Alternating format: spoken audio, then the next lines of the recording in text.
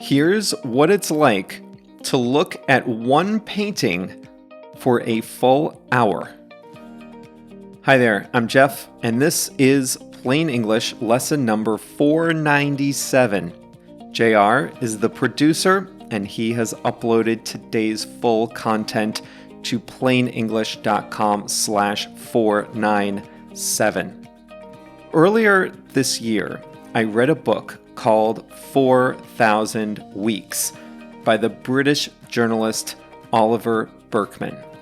For anyone struggling to get it all done or find enough hours in the day, I highly recommend the book. But that's not what we're talking about today. In the book, the author tells a story about a professor of art at Harvard University, Jennifer Roberts.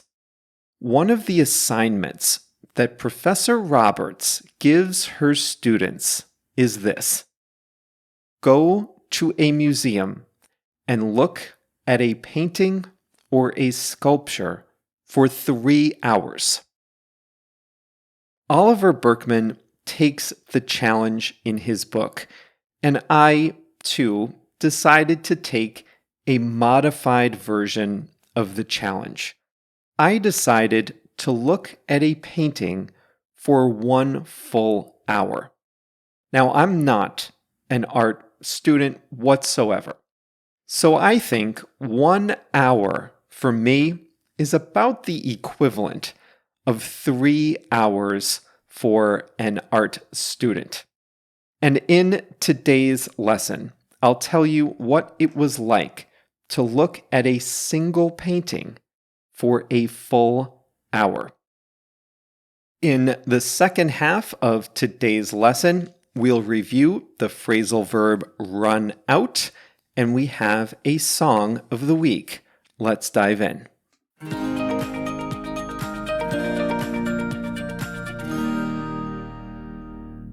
3 hours, or even just 1 hour, seems like an absurdly long time to look at just one painting. Think of the last time you were in a museum. What is the longest time you spent in front of any one object? 5 minutes? So, what could you possibly learn from a painting in an hour that you couldn't get in, say, 10 minutes? Furthermore, the challenge is not to look at a painting for 3 hours while also checking notifications on your phone, while also listening to music, while also getting something from the refrigerator, what have you. The idea is to look at a painting and study it with no distractions. I was recently in Kansas City, Missouri, a medium-sized city in the center of the country. While I was there, I visited the Nelson Atkins Museum of Art. I chose a painting whose title I can't pronounce, but here's what I think it is: The Garden of Les Mathrins at Pontoise. Oh, I hope my French high school teacher isn't listening. The Garden of Les Mathrins at Pontoise, painted in 1876 by Camille Pissarro. It's an oil painting on a large canvas, about 165 centimeters across by 113 centimeters high. There was a bench in front of the painting in the museum. I took a seat and turned my phone's notifications off. I set a timer for an hour. I began by noticing everything that was going on in the painting. what things were depicted. After 11 minutes, I thought I had seen everything. So what was I going to do for the next 49 minutes? Well, then I decided to look at what I was seeing and study why I was seeing it. What did the artist do to make the leaves on a tree look like they were in motion? If a tree and grass are both green, how did the artist show me what's in the foreground and what's in the background? There's a brick path that wanders through a garden, but it's hidden by the grass. So how did I know, as a viewer, that the path continued if I couldn't see it? What did the artist do to show me something that was obscured? I looked at angles, I looked at colors, I looked at shadows, I looked at the direction of the brush strokes, things I had never looked closely at before. And I came to appreciate the planning, the techniques, the care that the artist put into his work. And in the process of looking closely, I also found things that had not been visible to me before. More than 30 minutes into my hour, I noticed a dog in a window. And after that, I noticed a railing that I hadn't seen before and what looked like a fountain. During the hour, I would sit on the bench and look up. I would stand up and look closely at a specific part. I would step back and sit down again. The museum that day wasn't crowded, but there would occasionally be 2 or 3 other people looking alongside me. When that happened, I felt possessive, almost jealous. I felt like I didn't want to share the painting with anyone else. One person spent about 5 minutes at the painting. The rest spent 15 to 30 seconds each, and I bet nobody else saw the dog. A funny thing happened at 48 minutes. I started to feel like my time was running out. When I started the exercise, an hour felt like an eternity. What was I going to do for 60 full minutes? But after 48 minutes, I felt the opposite. I didn't want to leave. I wanted to take advantage of the 12 minutes that remained. And in the end, I stayed a little longer than an hour.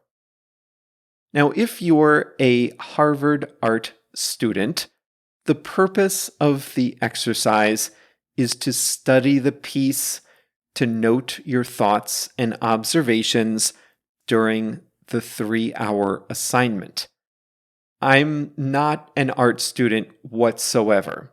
So for me, the exercise had a different purpose. The purpose for me was to take a long time and just enjoy something for its own sake, without thinking about getting through the museum or seeing it all. There were no boxes to check, no things to cross off a list, no plans to make, no time pressure at all. It was just a full hour, or however long I wanted, and one thing to enjoy with no outside pressure.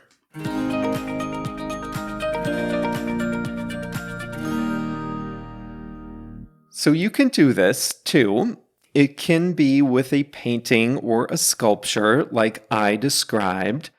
But if you're not into that, you can do it with something else too. If you're into nature, you can go on a hike, find a nice place to sit, and just observe the view for an hour. If you're more into cities, you can sit on a city street corner and just observe what you see for an hour, 2 hours, whatever. If you're into music, it might be harder. If you want to try this with music, you should turn the lights off and just listen and concentrate on the same piece for an hour. Play it a few times. The point is to eliminate distractions and just enjoy something pleasant for what seems like a very long time with no pressure at all. See if you can do it.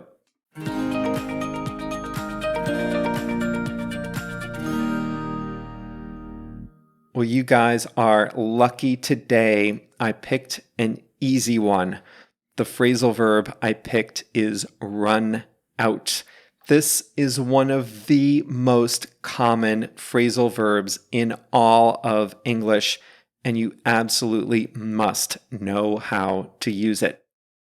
We use run out when we have an amount or a quantity of something, and that quantity is moving toward zero. We usually say this when the quantity is almost gone. So let's start with two examples that are very common: time and money. Here's how you form it. I am running out of time means that I'm the one who has time, and the amount of time I have is now going toward zero. Imagine you're taking a test, and the test is 100 questions. You've finished 95 of them, and you have 5 questions left. The test was 3 hours, but now you've only got 10 minutes until the end. Time is running out. You once had 3 hours. Now you have only 10 minutes. Oops, now it's only 9 minutes. Time is running out. It's moving toward zero, and we are close to the end. I told you today that I spent an hour looking at a painting, a single painting. At first, an hour seemed like more than enough time, almost too much time. But after 48 minutes, I got the sensation that my time was running out. I didn't want my time to end. So what seemed like a lot at the beginning now seemed like not very much, not when there was only 12 minutes left. I started to feel a little sad that my hour would run out. Next, pretend you're renovating your kitchen. You have a budget to do all the renovations, but things cost more than you expected. And you also want to expand the scope a little bit. You want to do things that you didn't originally plan. That tends to happen with big renovation projects, right? Soon you realize you're running out of money for this project. The money you set aside for this project is moving towards zero. You're spending it all and you don't have much left. You need to stop ordering new things and finish the renovation because you're running out of money. In both these examples, we say, I am running out or we are running out to describe the sensation we get when what we have is moving toward zero. Just 10 minutes left in the exam. Just a few $100s left in the budget. We're running out. We're getting close to zero. We can also use this in the past tense. So what happens if you have guests in your house and everyone takes a hot shower in the morning? The last person has to take a cold shower, or at least a room temperature one. Why?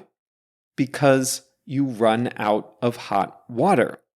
I don't know how it is where you live, but here, most houses have a hot water tank.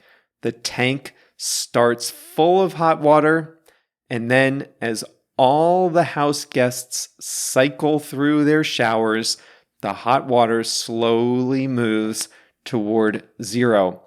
If the water runs out, then you have to wait for the tank to heat water again. If you're the unlucky last person, you might have to say, "We ran out of hot water." JR knows what it's like to run out of something in the morning. For some reason, this guy cannot monitor his supply of coffee beans.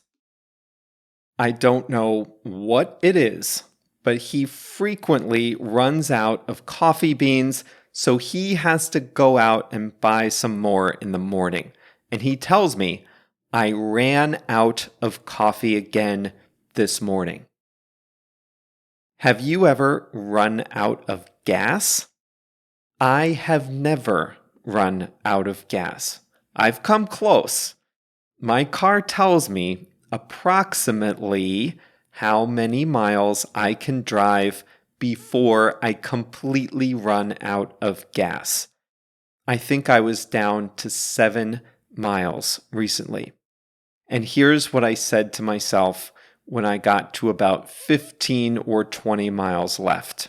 I said, "I'm running out of gas. I need to go fill up." But I have never totally run out of gas. And that would not be fun, especially since last weekend was like 100 degrees.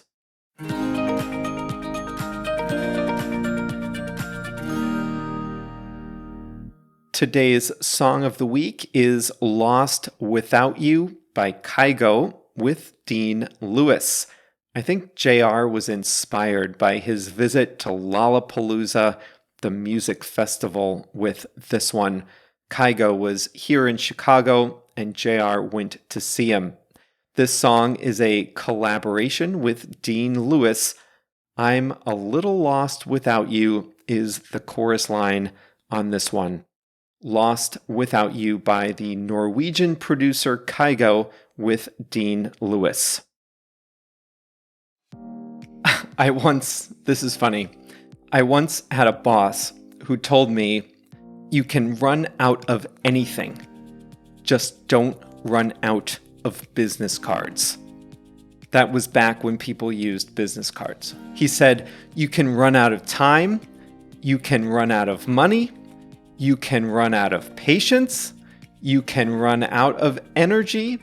You can run out of gas. But you cannot run out of business cards." He told me that before my first business trip.